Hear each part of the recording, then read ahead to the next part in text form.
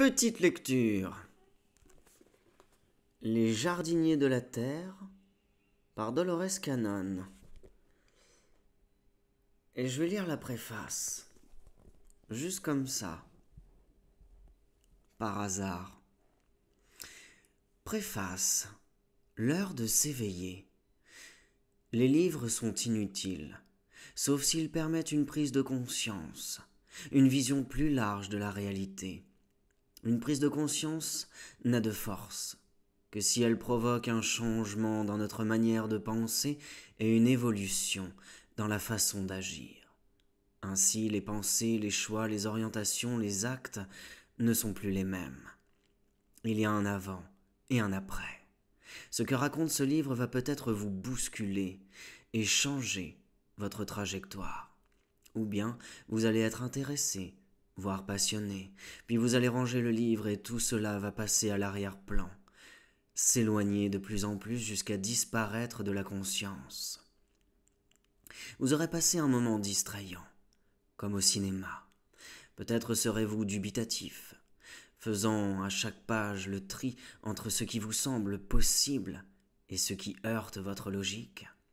Attitude bien légitime qui nous préserve parfois de croire en n'importe quoi sous le prétexte que c'est écrit quelque part. Si vous avez acheté ce livre, c'est que le sujet vous intéresse a priori. Mais si vous le feuilletez par hasard, il se peut que tout vous heurte. Vous allez le poser rapidement après l'avoir parcouru en diagonale et ranger tout ce que vous avez lu dans le tiroir aux étrangetés, aux fictions.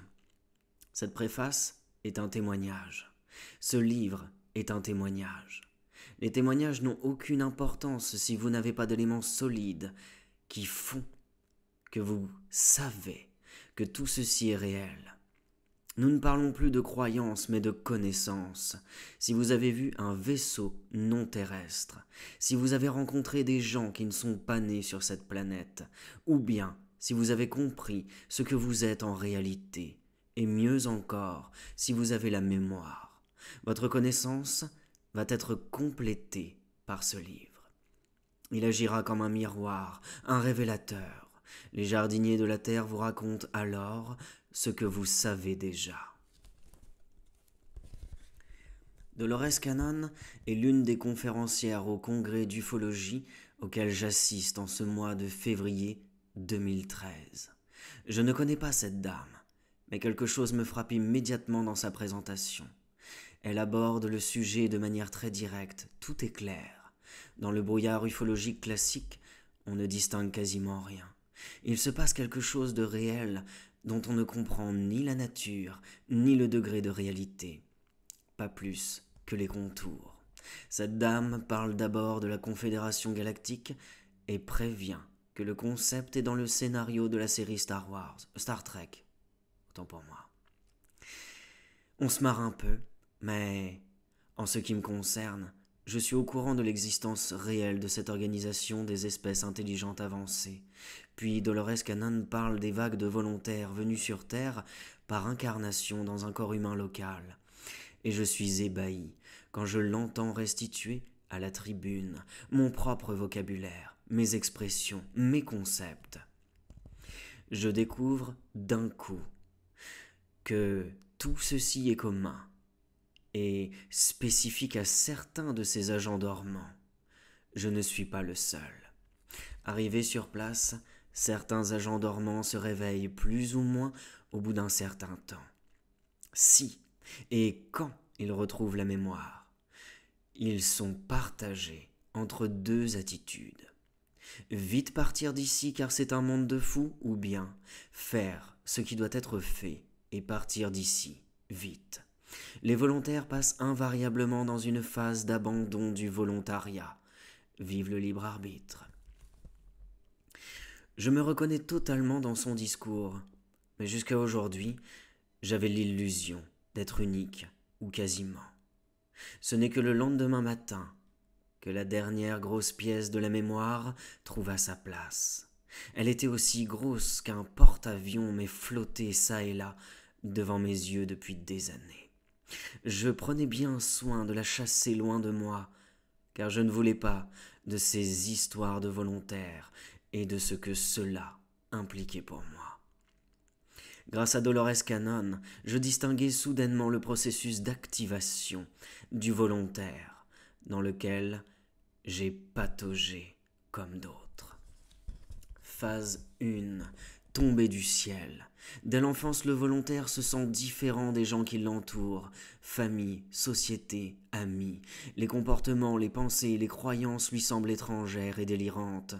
Parfois, il doute de sa propre santé mentale. Par exemple, quand il ne considère plus ses géniteurs biologiques comme ses véritables parents. Il a tendance à s'isoler, préférant souvent la solitude à l'agitation de ses congénères. Phase 2. Regarder les étoiles. Il manifeste de l'intérêt pour les sciences fondamentales, l'astronomie, la psychologie, la spiritualité. Il a la sensation de se trouver dans une civilisation primitive à tout point de vue, y compris technologique. Il est fasciné par le ciel étoilé. Il cherche, comme dans un épais brouillard, à découvrir qui il est. Phase 3. Émergence. L'émergence commence sous la forme de pensées, de concepts qu'il commence à exprimer en lui-même et parfois devant les autres. Je viens d'ailleurs. Ce début de prise de conscience est laborieux et perturbant.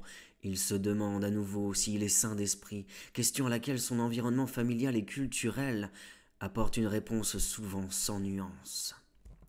Variante 1. À ce stade, le mécanisme de mise en conformité peut créer une forme de schizophrénie. D'un côté, ce qu'il ressent plus ou moins clairement comme étant sa vérité profonde, de l'autre, le besoin, pour survivre au mieux, d'être et de faire, comme son environnement culturel et social l'exige. Dans la plupart des cas, le volontaire refoule l'émergence et s'adapte. Il pose les bases d'un comportement social standard.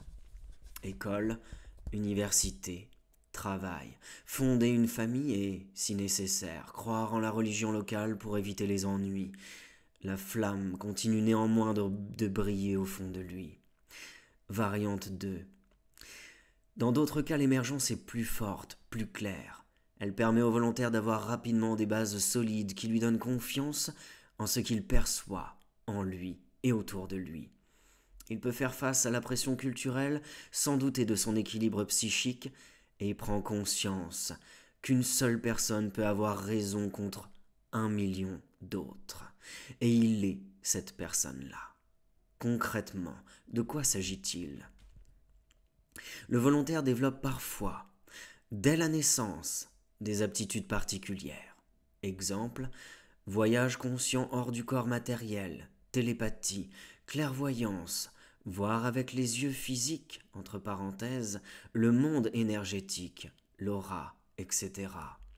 Mémoire, entre parenthèses, vie biologique actuelle, période entre les réincarnations, entre les incarnations, autre vie biologique sur Terre, vie sur d'autres planètes, dans d'autres dimensions.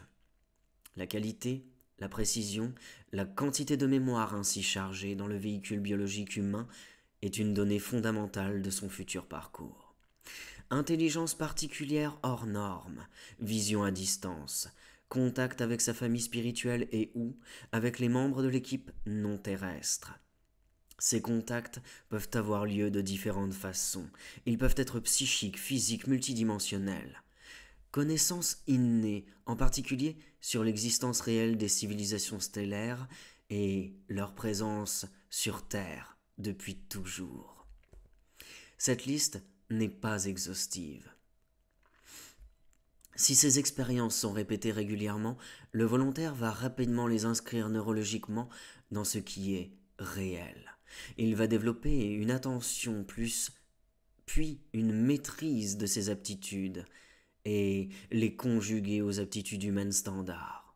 Dans ce cas, le risque de division schizophrène s'éteint. Le volontaire est majoritairement unifié et équilibré. À ce stade, il peut choisir d'exposer ses connaissances.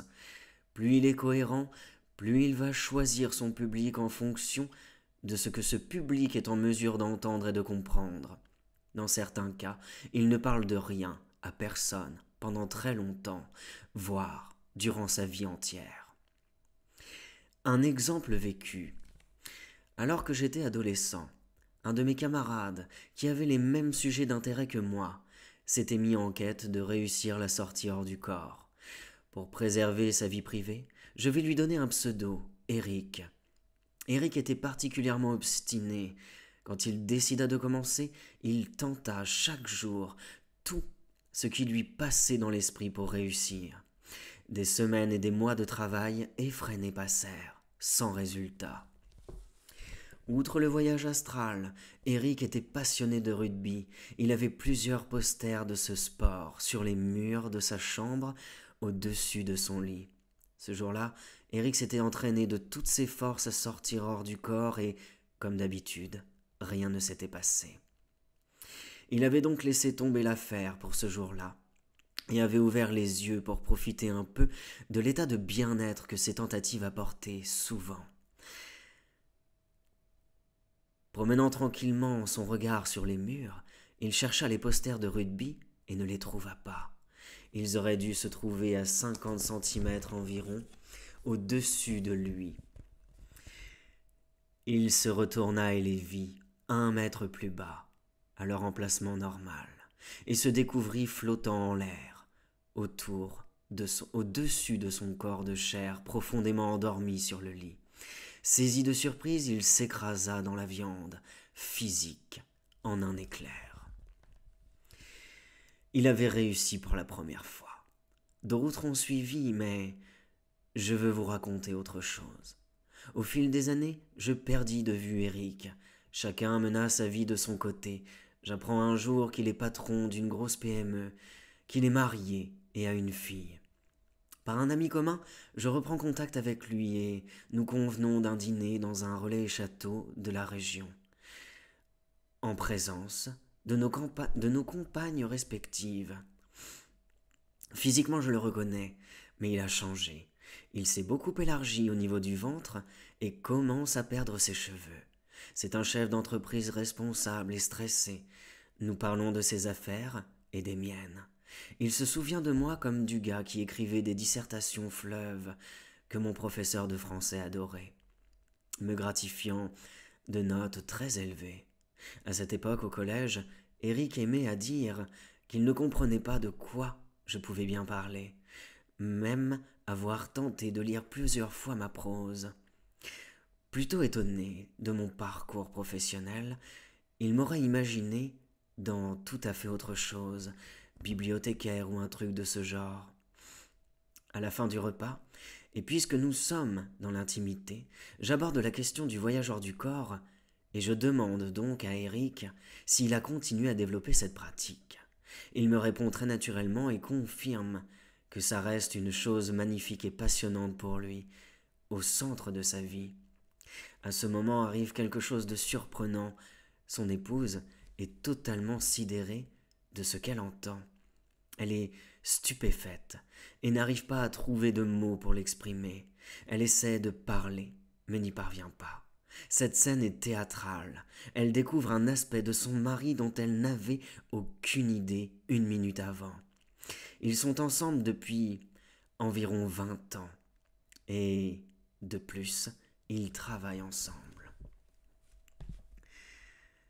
On ne peut qu'être amusé par le spectacle. C'est en me retenant d'éclater de rire que je pose la question à Eric. « Mais sans blague, tu ne lui en as jamais parlé ?» Il me répond très posément. « Non, jamais.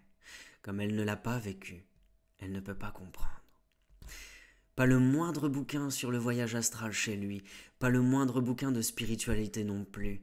Ces sujets n'ont jamais été abordés, pas une seule fois depuis qu'ils se connaissent. Comme elle ne l'a pas vécu, elle ne peut pas comprendre. Exact. Alors Eric a agi, en toute logique. Très simple. Phase 4. Contact. Il y a une forme de contact régulier avec l'équipe navigante. Le volontaire, qui se croit seul sur Terre, ne l'est pas vraiment. Il est suivi, monitoré à distance. Parfois, il y a contact sur le plan physique. Souvent, il y a contact mental et énergétique. Tout d'abord, quelques indices lui montrent l'existence de ce lien. Au début de son âge adulte, il arrive qu'il soit récupéré entre guillemets physiquement pour être modifié, équipé de technologies qui vont l'aider à accomplir son action au sein de la population humaine. Des implants et des choses de ce genre. À cette occasion, on lui rappelle ce pourquoi il s'est porté volontaire avant de s'incarner.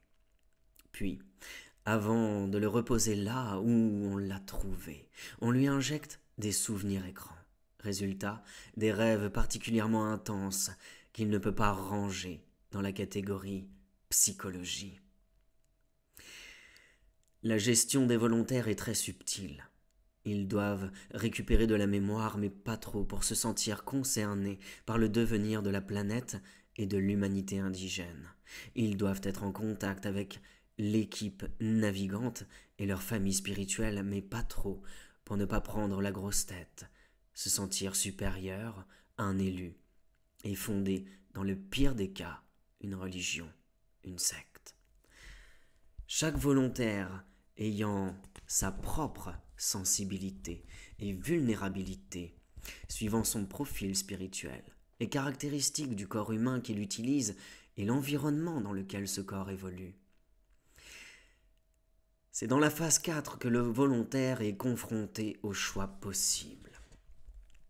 Premièrement, ne rien faire du tout et attendre la mort du corps physique, que la mort du corps physique le libère. Deuxièmement, agir de manière subtile, voilée, sur son environnement. Troisièmement, agir de manière ouverte, dans le changement de l'état de conscience. Pour le changement de l'état de conscience. Je me ressaisis. 4. Remettre sa décision à plus tard. Phase 5. Réunion de famille. Le volontaire qui a accepté sa nature réelle commence naturellement à bouger. Dans cette période, il rencontre des membres de l'équipe au sol, entre parenthèses, Ground Team, qui ont le même profil que lui. Durant cette même conférence en Arizona, en février 2013, je croise la route de Tania, entre parenthèses pseudonyme. Je l'avais remarquée, alors que je prenais mon petit déjeuner. Elle était venue chercher quelque chose au comptoir. Je la croise dans la salle des vendors, à côté de la salle de conférence. Il y a foule ici, on se bouscule, mais quand j'arrive à sa hauteur, elle m'interpelle directement, droit dans les yeux, sans préambule, sans se présenter. Elle me dit que nous faisons partie de la même famille, la même équipe au sol. Elle ajoute que dans cette famille, je suis comme son frère, assez décontenancé, parce que d'ordinaire, c'est moi le détecteur. Je me rends compte que j'ai été aveuglé par son physique de grande et belle femme. Mais je m'enfonce en bredouillant une blague qui tombe à plat. Elle garde néanmoins la même attitude envers moi. Je vois qu'elle n'était pas du tout en train de me tester, et que son idée sur moi reste la même. Alors, je suis dans l'embarras. Les conférences vont commencer, alors je lui propose de déjeuner ensemble. On se retrouvera au restaurant. Je m'éloigne en pensant à ce que comporte. Je m'éloigne en pensant à ce comportement singulier. Elle n'a pas l'air allumée, entre guillemets, mais je reste prudent, presque méfiant. Nous passons 2 heures à déjeuner, à parler ensemble. Tania est très posée, très calme. Elle a des connaissances et des expériences concrètes comparables aux miennes. Et sur la détection des membres de l'équipe au sol, elle est loin devant. Je sens cette attirance spirituelle et énergétique entre nous, quelque chose que je découvre et qui n'est pas de l'ordre de la séduction ou du pouvoir. La famille se réunit. J'en vois toute la vérité, toute la profondeur. Des larmes coulent de mes yeux. Au cours de ces journées, nous serons souvent ensemble. Pas d'ambiguïté, elle a son partenaire, entre parenthèses compagnon, à Sedona, et ma compagne est en France. Ce qui nous lie vient d'ailleurs, mais nous ne pouvons pas rester loin l'un de l'autre très longtemps. On peut voir cette rencontre comme fantasmée à cause de notre profil et du contexte de la conférence. Sauf qu'un élément objectif vient bousculer cette interprétation romantique en fin de soirée. Il y a là l'équipe du docteur Lear, qui fait de la détection d'implants extraterrestres. L'année précédente, par un phénomène que je n'explique pas, j'avais fait de multiples tentatives pour passer les examens. À chaque fois, ce n'était pas possible. Pas le moment. Pas possible non plus de m'inscrire sur la liste d'attente. Bref, j'étais sans arrêt refoulé, alors que je voyais tous les autres faire les examens sans problème. J'avais fini par me dire que j'avais une tête qui ne leur revenait pas, ou quelque chose de ce genre.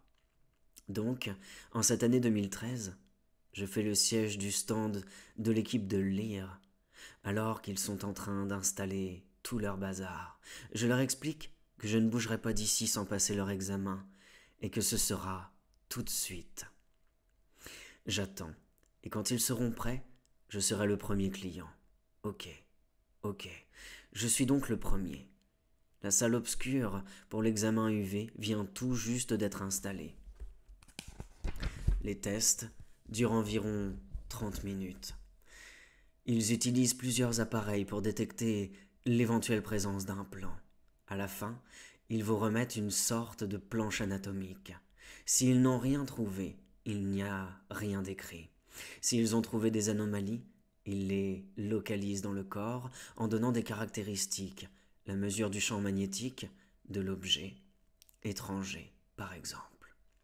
Le docteur Lear a extrait chirurgicalement et analysé certains de ces implants et a fait la synthèse de ses recherches dans un très bon bouquin titré OVNI et implants. Durant les journées qui suivent, je m'intéresse aux résultats des personnes testées. Je regarde le rapport anatomique. Beaucoup n'ont rien du tout. Les autres ont un truc dans le bras, le dos, le cou, la jambe, avec un champ magnétique variable. Certains ont 2 objets. Et mon ami Sébastien Martin. Entre parenthèses, c'est son vrai nom. Et criblé, il en a partout. Je ne sais plus combien. En résumé, il y a tous les cas de figure possibles. S'il y a un implant détecté, il peut être n'importe où, et avec une large frange de caractéristiques mesurables. À la fin du séjour, je demande à Tania si elle a fait l'examen. Nous avions parlé de tant de choses que j'avais oublié celle-ci. Elle sort sa planche anatomique, je sors la mienne, nous les posons sur la table. C'est la même planche, exactement le même nombre d'implants, exactement aux mêmes endroits, exactement les mêmes caractéristiques, les mêmes mesures, identiques, une probabilité sur des milliards. Malgré l'énormité du résultat, nous ne sommes finalement pas si surpris. Tania sait qui elle est, d'où elle vient. La pose des implants, elle ne se souvient pas. Moi, si. La date, le lieu, le processus, le réglage du matériel, les techniciens, et à quoi la quincaillerie sert me concernant. Phase 6. Activation. À ce stade, l'agent dormant s'est réveillé. Cela a nécessité un temps variable, mais il sait qui il est et pourquoi il est venu ici. Il a intégré les aspects physico-terrestres de son passage avec les débuts évolutionnistes personnels et collectifs que son être réel a choisi. Il accepte progressivement d'agir.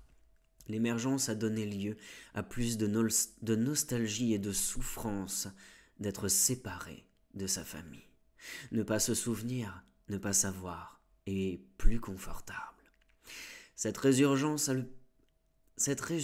a pu provoquer une violente aversion pour l'humanité terrestre, puis les choses se sont apaisées. La connaissance a pu laisser naître la panique de se trouver au sein d'une espèce aussi primitive, stupide et violente, puis la peur a fait place à un début de maîtrise. Le dormeur s'est réveillé. C'est un processus qui s'opère par bonds et aussi de manière continue. Il n'y a pas de limite. Mais il sait qu'il a une double identité. le personnage humain terrestre et l'être multidimensionnel qui prend différentes enveloppes. La situation matérielle dans laquelle se trouve le volontaire est importante. Elle va déterminer la forme et l'étendue de son action. Si ses besoins fondamentaux sont assurés, il va agir en marge de son activité matérielle. Dans les autres cas, il sera enclin à conjuguer les deux, matérialité et action évolutionniste. Il sera naturellement poussé à travailler dans le domaine de l'environnement, la santé, les thérapies alternatives comme l'énergétique, la naturopathie, etc.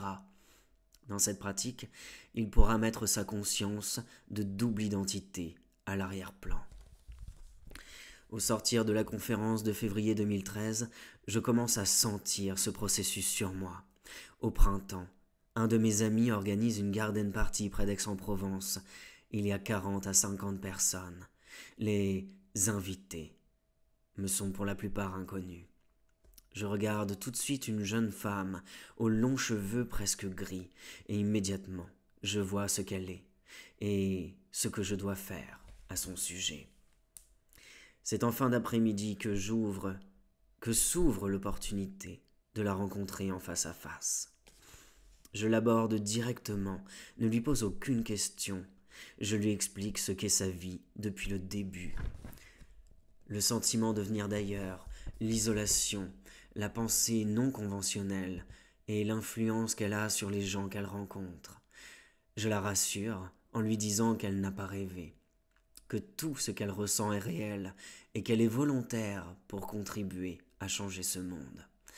Elle savait tout cela, mais je suis le premier à la reconnaître comme ce qu'elle est réellement, sans autre but que sa prise de conscience et son activation.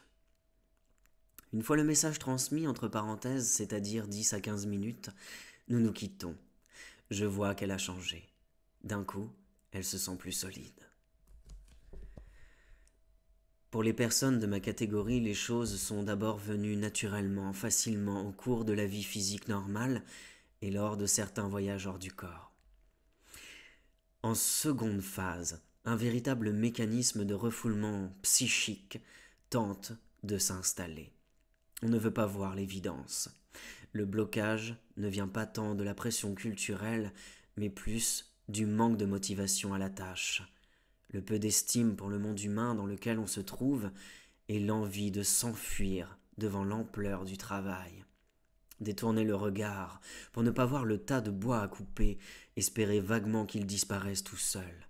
Depuis des années, je reste dubitatif quand mes amis parlent du job me concernant. D'ailleurs, le seul terme de mission entre guillemets me fait rigoler. Les amis d'ici et d'ailleurs. Aujourd'hui, je reste attaché à certains principes, ce qui ne signifie pas qu'ils soient véridiques ou même immuables. La séparation qui est souvent faite entre les itis et les terrestres, eux et nous, entre guillemets, est dénuée de toute réalité. Nous sommes des êtres spirituels qui prenons différentes enveloppes, parfois évoluées, au sein d'une civilisation stellaire avancée, parfois primitive, comme c'est le cas en ce moment. Nous sommes tous logés à la même enseigne, bien que pas mal d'humains ne le comprennent pas, et que certains êtres évolués non terrestres l'oublient parfois. Bien qu'il y ait indéniablement une hiérarchie cosmique, celle au niveau terrestre est une erreur de vue. Cette erreur, du fait de la grande stupidité naturelle de l'enveloppe proto-humaine, peut conduire à croire à la suprématie d'une fraction de l'humanité sur une autre, ou d'un individu par rapport à un autre, ou de la suprématie du primate humain sur ce que lui-même désigne comme les animaux, ou de croire que ce monde est le centre de la création.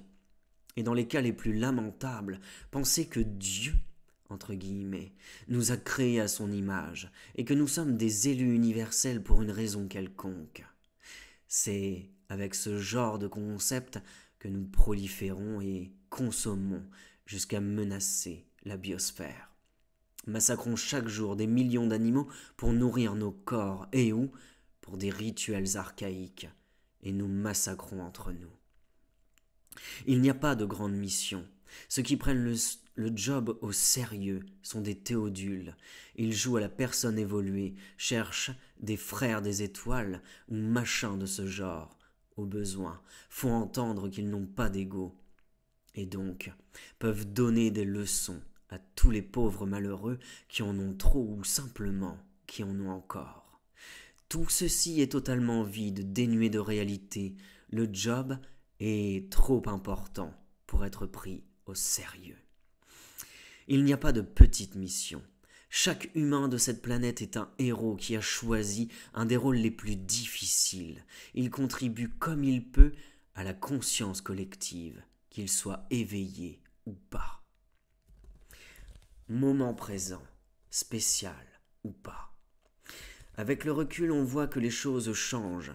Certains concepts sortent de l'ombre et de l'ésotérisme et sont clarifiés. Chacun a le droit de savoir et de choisir. Les évolutions technologiques comme Internet sont les véritables vecteurs de changement. Il y aura d'autres révolutions de ce type. La conscience collective est technologique, monitorée et modifiée par les gestionnaires de cette planète.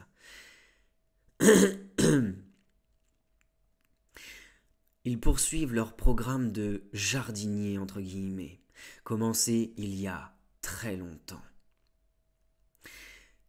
Ces personnes agissent sur des échelles temporelles et spatiales qui ne sont pas celles des humains terrestres. Pour les volontaires, ce n'est pas une question de temps, mais de conscience. Quoi qu'on doive faire, le seul bon jour pour commencer, c'est aujourd'hui. Quel que soit le moment, il est l'heure de s'éveiller. Mark O'Byrne. Voilà. Merci de m'avoir écouté.